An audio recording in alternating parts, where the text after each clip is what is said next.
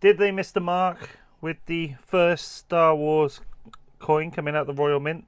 The Luke Skywalker and Princess Leia 1 ounce silver-proof coin. Well, let's take a look.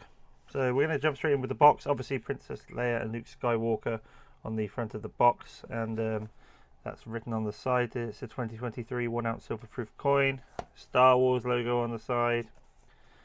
Same again, and on the back, a bit about Jedi royalty. Personified by the dueling forces of Jedi and the Sith, the Star Wars universe has long been a battleground for good and evil. Then it goes on to talk about the dark side and the light side, etc., etc., and how the Skywalker's involved. Anyway, so let's get into the box.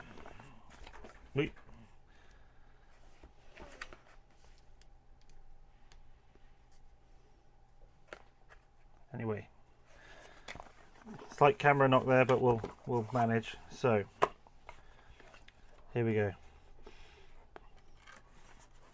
Luke Skywalker looks a bit different from original Luke Skywalker down to Luke Skywalker in Jedi, who was a little bit harder than, a little bit well trained. But yep, there's Luke with his green lightsaber. There's old Luke Skywalker, who is from the sequel trilogy, and yeah, Princess Leia. And then Princess Leia from the sequel trilogy. I wasn't a fan of the new films that were made.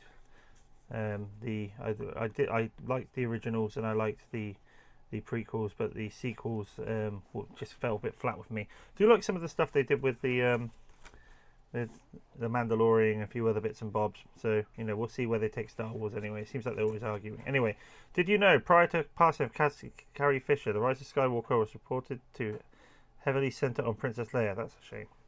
Mark Hamill auditioned for the role of Luke Skywalker as a suggestion of his then roommate Robert Englund, who plays Freddy Krueger in Nightmare on Elm Street. Correct. Carrie Fisher's daughter Billie Law plays both some character in the sequel trilogy and a young Leia in a flashback. I actually did know that. So anyway, I didn't know the character name. But anyway, let's jump into the coin. Let's have a look. So quickly, just look at the numbering. I've got number 2129 out of 3010, which is pretty good. What they should have done is they should have done 3066. I've said this before, because it order 66, which was the order to kill the Jedi. And that's kind of a number which has lineage in kind of like the universe of the Jedi. So I think that's something which they could have done and they didn't. Never mind. 999 silver. It's obviously 1 ounce, and its diameter is a standard 1 ounce coin. Martin Jennings, king on the back, and is it king on the back? It is the king on the back, isn't it? Yeah. Being dense. And Lucasfilm did it, standard. Now this I actually feel didn't. I feel like this coin missed the mark a little bit. I do.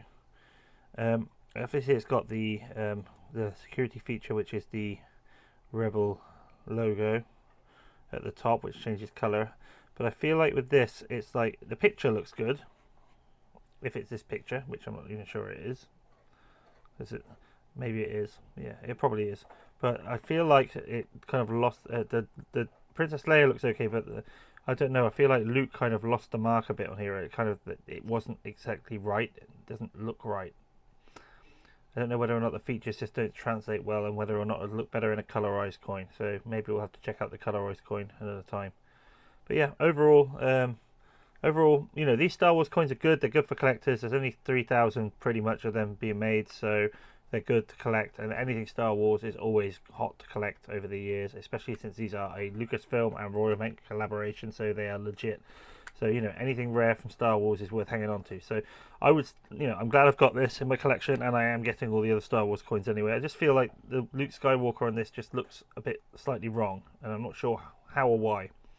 But maybe in a colorized coin it will come out better. But anyway, there's a lot more coins to cover, and they've got the vehicles coming out, so not exactly hitting the mark with one coin isn't the end of the world.